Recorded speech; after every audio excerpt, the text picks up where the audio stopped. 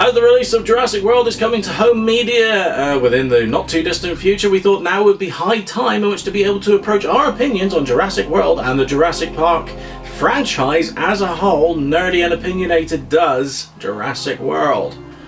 So you're a massive fan of Jurassic Park, aren't you? I love it. You love it? I love it. Jurassic World. Got Jurassic Park. Got Jurassic Park 2, Lost World. And number 3. And Jurassic Park 3, which... Jurassic Park 3. Yeah, most people just point at it and laugh, really, don't they? What works for you in Jurassic World? Why does Jurassic World work, and why is it so successful compared to, say, The Lost World and Jurassic Park 3?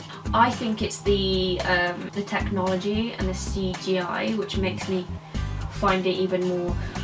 Oh my god, it's more amazing. Because of it's developed so much. The technology that's used, the CGI that's used, the way that the humans can interact now with the CGI. Obviously, they still have to use the big, giant green styrofoam heads. Yeah, on a stick. You know, on a stick. But it's one of those things where it seems a bit more realistic, in the point of where it can almost. You could think, I could actually touch that dinosaur, you know, that dinosaur looks really real. I think it's because I've been waiting like 10 years for another dinosaur film, a decent one, to come out, that I was just so excited about Jurassic World. But you see, this is what I think actually was the thing that worked best with Jurassic World, was working on that nostalgia dollar. You know what I mean? If you look at the movie as a plot, as a whole, there is an awful lot of the same elements from Jurassic Park in Jurassic World. Oh, they do the visually, the flashbacks, story-wise, the Easter eggs, and things like, you know, even I know it's a different gate, but going through the gate for Jurassic World, it makes you reminisce about the movie 20 years before, about the Jurassic Park gates opening, which is an incredible shot. And no one has a King Kong reference. No. in Jurassic World. Wow. They should have. They might have hidden one in there, and we just haven't noticed it. I have to watch it again, 4th time. Yeah. But you still have an awful lot of the same stuff, the peril of two children being caught in the middle of it. For instance, you know, one of them being actually incredibly smart and the other one actually being more sort of all heart and that sort of thing, run by their instincts. But done in a different way. You know, the heart and instinct one is this teenage hormonal boy, and then you've got the younger... Who's wants to text his girlfriend. Yeah, and then you've got the younger one who's like the Wunderkind sort of thing, really smart, knows what he's doing. I think he's a little bit autistic. Possibly. They might have played it that way. I think he's a little That bit hairstyle autistic. makes me think so. It's everywhere. I just think the way he has to explain everything once he said it. He goes, oh, you know, like the Pachycephalosaurus, and then he will say what year it's from, if it's a herbivore or a carnivore, and what it does. You know, it's that. There's traits of the scale, isn't it? This. I think he's a very autistic child, and that's why, because the older one, he gets very annoyed.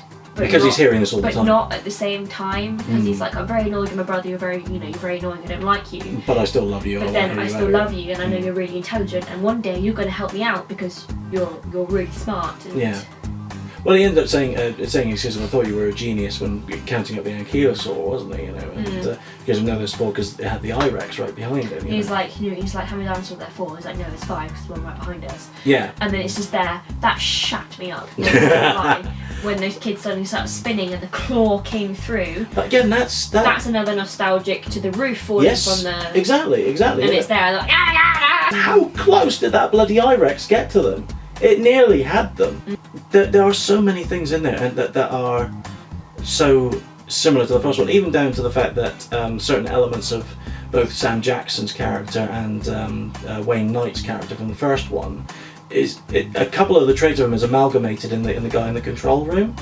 I love him when he's wearing that Jurassic Park t-shirt and he's being told off. Yeah. And he's been told off going, oh, it's vulgar, and he's like, well, no, it's a collectible. It's like, I know there's people died, but it was like, you know, it was a milestone. It was one of those. It's the first thing that's ever happened. You know, it's a good thing that I'm wearing this t-shirt. Another relatable thing, Claire and Vincent D'Onofrio's character, very much the John Hammond from the book. Yes. There were a lot of traits of the John Hammond from the book, but spread between them. I can see where they're the... Whereas the owner... The asshole side of John Hammond. Yes. Whereas Mr. Masrani is the more of the... The Santa Claus. Is the Miracle on 34th Street. Yeah, yeah, exactly, isn't it? I want everyone to be able to enjoy it. Claire was all the statistics, the numbers. She didn't see them as living things until she got to that field and she saw one die for herself. She saw them as assets. Yeah, like robots in a theme park. As roller coasters. Yeah, two other major things really. Very different protagonists. Yes. with Owen Grady. Oh, Owen Grady yeah. is a very different protagonist to, like, say, Alan Grant. Owen Grady. Go on. Oh, he's so hot. He's awesome.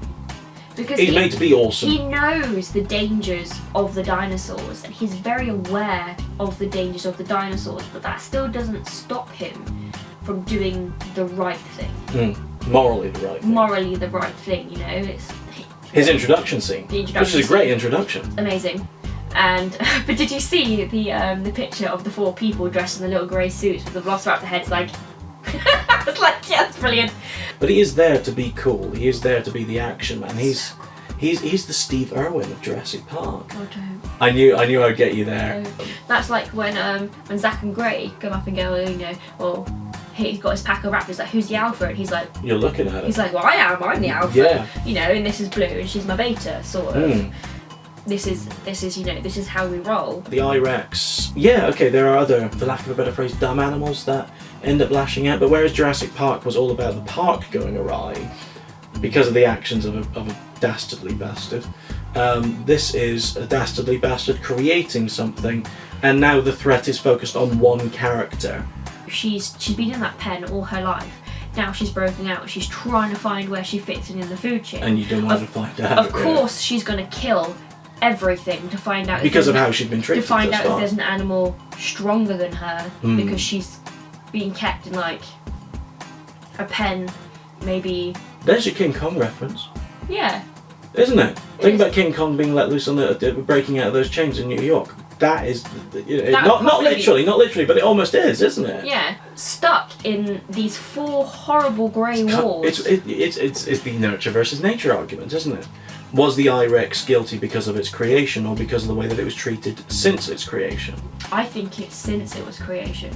This is the other thing as well. Jurassic World, just like Jurassic Park, is there. I mean, Jurassic Park was from a very, very intelligent book, but the film itself is there to be entertaining. It has some great plot twists which it lifts straight from the novel, which is a very intelligent novel, but it's there to be entertaining. Jurassic World is incredibly entertaining, and it's there to be entertainment. But I did like how they kept the original T-Rex, sumo T-Rex, in Jurassic World. Yes. You know, with all the scars down from the previous Velociraptor battle. You know, how she was there, how she came out at the end to fight the Indominus Rex, and for a split second I just thought, oh my god, T-Rex is gonna die.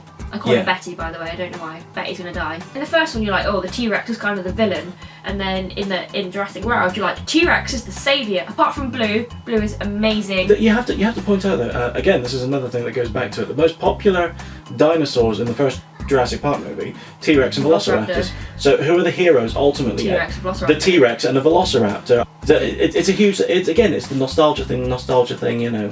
It's like quite a lot of the Easter eggs I didn't pick up to begin with when I first watched the film, and then in the second one I was kind of more aware of it when. Like Mr. DNA. Mr. DNA, I love Mr. DNA. Yeah. The dinosaur. So essentially, it's the nostalgia thing, the incredibly awesome sort of antagonist, if we can label her as such. In the I-Rex, which didn't work on paper, but worked once it was in practice. But far too violent for a 12A. Yes. For me, the ripping apart the nanny thing went a bit too far, and Claire's redemption. It's not really palatable. I don't really think it's redemption. No. In a sense, it's just where she's just gone. Yeah, okay. Yeah, I was a bit of a bitch. But hey, I've got a cool boyfriend now, so everything's fine. Which really pissed me off, because at first it was like, oh yeah, we had that one night together, it didn't work, and they seemed to be very like, no, we're never doing that again. And then suddenly they're just back together. I think it was the one he was like, you know, the bit, you know? So out of, let's say, 5 stars. I'll give it 5 stars. 5 stars even with the things that you dislike. 5 stars. And it's the nostalgia dollar that wipes it out. It's literally the nostalgia. It's the bringing me back to when I was 5, snuggled up in my bed with my mum, watching it, just going, dinosaurs are amazing! Dinosaurs are amazing. Dinosaurs are. Personally, I'm going to go with 4.5 as opposed to 5. Yeah, the nostalgia and everything else, but there felt like there were a couple of things holding it back from being absolutely perfect. But the hype definitely brings it up to a lot higher than it would have done if it had just been what it was on paper. I'm also getting very sexy with this croaky voice. I like it. It's nice. The wine. thank you for watching live from your mother's basement with Duke and Lollie. Do all the YouTube things, like, comment, share, subscribe, put it on Facebook, do it on Twitter, Tumblr, all those type of things. Tell your mum, all that type of stuff. Hi, Mum. Follow Dinosaur Lovers. Yeah, my mum watched it. She thought it was a really good one, the first one that we did. Hi, Jan. Oh no, she's brilliant. And then once you've done that, Come back here. come back here. Every week. Watch things every week. I may not be here all the time. I'm a very busy girl, very busy schedule. But if not, my lovely assistant Duke here will sort everything out for you. I'll hold the fort. Yeah, hold the fort down for me, I'm please. such a fan of this show, by the way. Yeah. Thanks for letting me come on. You're welcome.